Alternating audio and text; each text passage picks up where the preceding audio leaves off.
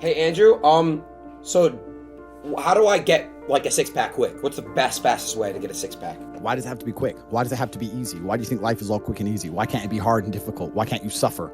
Because suffering is what gives it value. If everyone had a six pack and it was quick and easy, then it wouldn't be valuable, would it? If everyone walked around with a six pack and they got it easily, then no one would give a shit. The whole point is that it's difficult to get. Value is linked to difficulty. If you want something that is valuable, you need something which is difficult to obtain. You shouldn't be thinking about quick and easy. You should be thinking about hard, suffering, pain, going through it.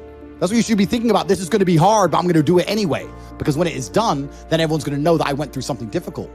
Nobody, absolutely nobody, gives a fuck about you as much as you're going to have to give a fuck about yourself. Nobody cares about you as much as they need to care to fix your life. But nobody is going to come to your bed, drag you out of bed, drag you to a job, force you to work hard. You are never going to have any of the things you want if you do not get them yourself. And the only person who's going to make me happy and live a life that I want to live is me. Nobody's going to do it for me. People say, Tate, what motivates you? And I find that I think that's a stupid question. I was a 4-time kickboxing world champion. For 12 years, I trained 5 hours a day, 6 days a week. And I was motivated to train probably about 25% of the time. The rest of the time I went because I am disciplined. If I wake up and I'm unhappy, I will do the exact same things as if I am happy. I will go to the gym the same. I will work the same. How I feel has no impact on how I live my life. We're grown-ups and we have responsibilities and we have problems and we have pressure, and you don't necessarily have to be happy to perform, and happiness will come at the end of the performance anyway. But if your number one goal as a man, if your number one mission in life is just to be happy, that's going to be an extremely vaporous existence, and you're not going to be a man of substance. Your ability to deal with stress, the amount of stress you can deal with as an individual, is directly correlated to your success level. If you can deal with stress all day, you're going to be successful. If you collapse under stress, you're not going to be successful. There's no way to the top without stress involved. But there is a massive correlation between success in life and stress tolerance. The more stress you can tolerate, the better your life's going to be. One of the only things in this world you can control is your state of mind. You can't control the weather. You can't control other people. You can't even control your health. One of the very few things in the world you have genuine control over is your state of mind. If you can't control that, then you're just a feather in the wind, and life's going to blow you around. I can't imagine truly wanting to quit something and not being able to quit. I can't imagine it. When I talk to people who say, I want to quit smoking, I say, when? They go, oh, well, soon. Well, that means you don't want to quit. You want to keep smoking for a while and quit later. I can't imagine a mind frame or a mindset where I want to do something and can't do it.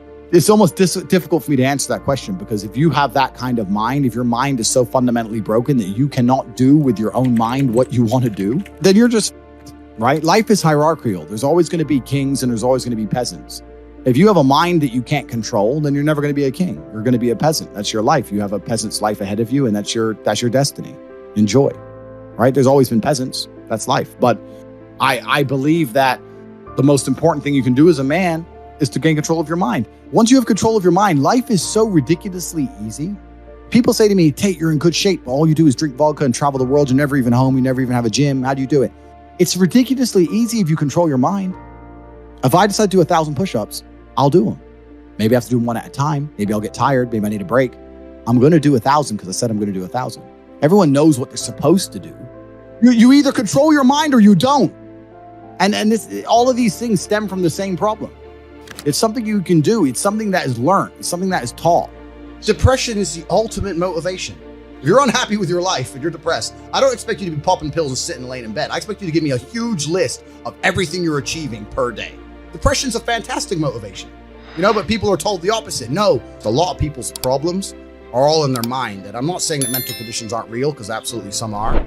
But I try and explain to people, look, the only thing on the planet you have genuine control over is your state of mind.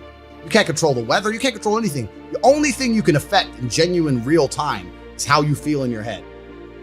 How you view the world absolutely and utterly shapes how you react to the world, how you act in the world, how people view you. It's all down to how you view things. You have to believe you're the fucking man, and you have to believe you can achieve anything.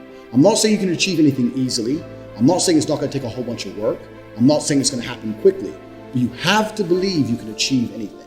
When I tell people that you are the sum of the 5 people you spend the most time with, everyone agrees. They go, yeah, that's probably true. And then they continue to hang around with people who they don't want to be. Why? There has to be a point where you sit and go, okay, you're my friends, et cetera, et cetera. I love you guys. Yeah, we can talk, whatever. But I'm on a different life path. You have to leave some people behind.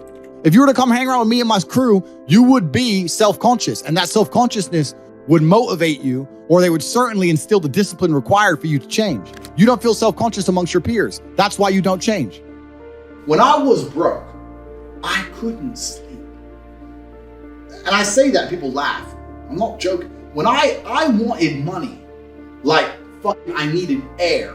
People say to me, I want to be rich. And I say, okay, well, I want to be able to ice skate, but I don't want to be able to ice skate enough to go learn how to ice skate because I can't be bothered. I mean, surely if I could click my fingers and be a figure skater, I'd click my fingers. Who wouldn't? But I don't want to actually go train because I don't want it enough. And this is the exact point with money. Everyone wants money put on their lap. If you truly wanted money, you wouldn't be able to sleep until you fucking had it. And this is the point. Because when I had nothing, I couldn't be distracted. You couldn't distract me from what I wanted. Life when you're young is a completely different experience to life when you're old. When you're older, your life quality seriously decreases, massively. So you have about 10 to 15, maybe 20 years to find a way to get rich and enjoy being rich. And you got to put it all together and you got to do it quick. You have to start saying, I want to take money. Because that's how you have to think. You don't make it, you take it. So you have to start talking that way. You got to take money. Is that money isn't real. Money is like water. Money never stays still. If you can find and identify a place where money is moving, if you can find a place where money is moving and stand in the way, then the money is vulnerable. Problem is with the people out here, everyone has a dream, but not many people have a plan. A good plan today is better than a perfect plan tomorrow. You got to do something. You got to do something fast. Yeah. You're just sitting around talking about it and hoping for things to get better. I don't think living in a dream is going to help you in any way. I think you need to be sitting here panicking at the fact that you don't have enough money. You need to be concerned and worried and sad. And you need to do something about it today. Because that's how I started my first business that made me $1 million. I sat in my room, pissed off, and I fucking came up with the idea. Most people see people with things they want and they don't do the second half. They don't try and work out how they got that thing. Oh, my man has a Ferrari. Okay. I wish I had a Ferrari. Okay. They don't sit there and go for an hour. How did he get a Ferrari?